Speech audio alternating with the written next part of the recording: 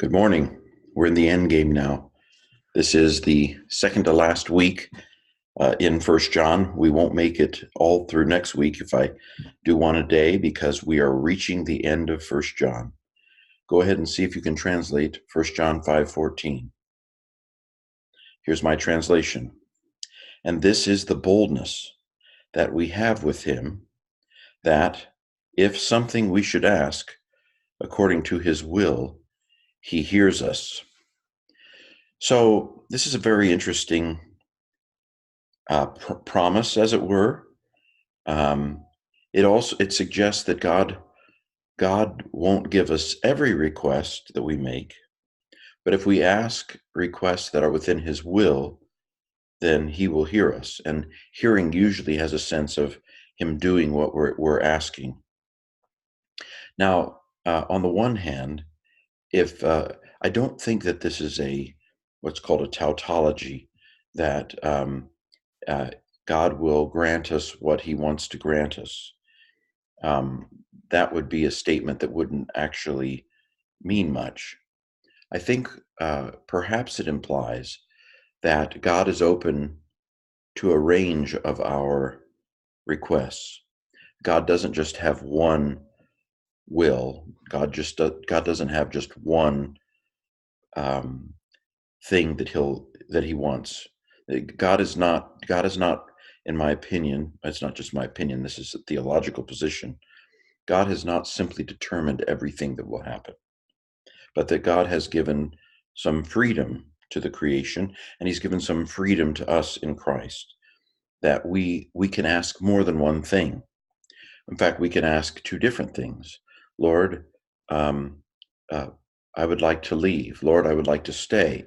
That God could work with either of those requests in some cases. Now, there may be instances where God only wants you to leave or God only wants you to stay.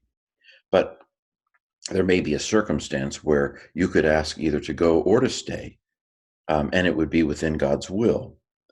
And so that seems to be the point of this verse, that there's a wide range of things that we could ask of the Lord.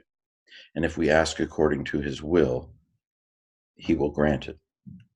Okay, well, let's dive into the translation a little bit more. And this is the boldness that we have with Him, that if something we should ask according to the will of Him, He hears us. There is the translation. Okay, now to go into the grammar a little bit more. Some interesting grammar here. So, haute again is the feminine word for this, the demonstrative pronoun. It has the rough breathing mark and the accents on the first syllable.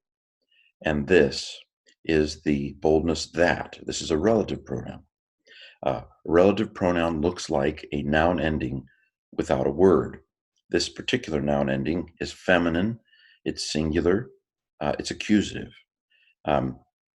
The gender and the number of a relative pronoun relate to its antecedent, the word it's telling you about. So that is telling us about boldness, and boldness is feminine singular. So the relative pronoun is feminine singular. However, the case of the relative pronoun is supposed to be a function of its clause. So that we have with him. This is a relative clause. And we have what? We have boldness with him. So we have what? We have boldness. It's accusative within its own clause. That's why it's accusative. And it's behaving here. Sometimes relative pronouns don't do the case they should. But in this case, the relative pronoun is behaving. So this is the boldness that we have with him. That is a noun clause. This is what we're bold about. If, that's conditional. And on is the iffy if. It's the if that says subjunctive is coming, subjunctive is coming. And so we're not surprised to find that itomatha is indeed subjunctive. How do we know? Well, the connecting vowel between the stem and the ending is fried. Omega is long. Okay, this is actually iteo, but the epsilon has crashed into an omega. Omegas win over everything, and it's crowned a long omega. Ti is without the accent, so it is an indefinite pronoun, something.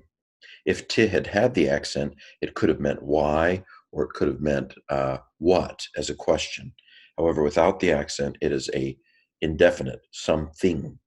That if something, we should ask. So metha is first person plural, tentatively middle or passive.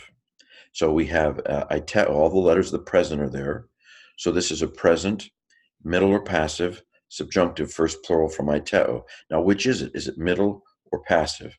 Well, the translation that if we should ask something, if we should be asked, that doesn't fit the context.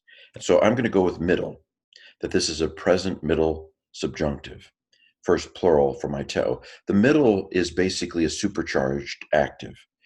The middle can involve, so the middle is where the subject is acting in some way on him or herself. And so when we ask, we're asking in relation to ourself, right? So it is a self-involved action because we're asking in relation to ourselves. So that the middle would be appropriate in that kind of a circumstance. That if we should ask something according to the will of him, he hears us. Now notice that us is genitive. You might have expected it to be accusative. He hears what? He hears us. And akuo can take a normal accusative object. However, akuo often takes its object in the genitive case. It's a genitive of root idea. And so that's what's going on here. It's genitive because of akuo matata. Well, that brings us to our pronunciation. Can you pronounce that? Here's my pronunciation. Kai haute estin, he parasia, hein ekamen, pros auton, hoti ean te, itomatha, kata to thelema, autu akue hemon. So now let me try it at normal speed. Kai haute estin he parasia, hein ekamen pros auton, hoti ean te itomatha kata to thelema autu, akue hemon. And this has been 1 John 5:14 for a Monday morning.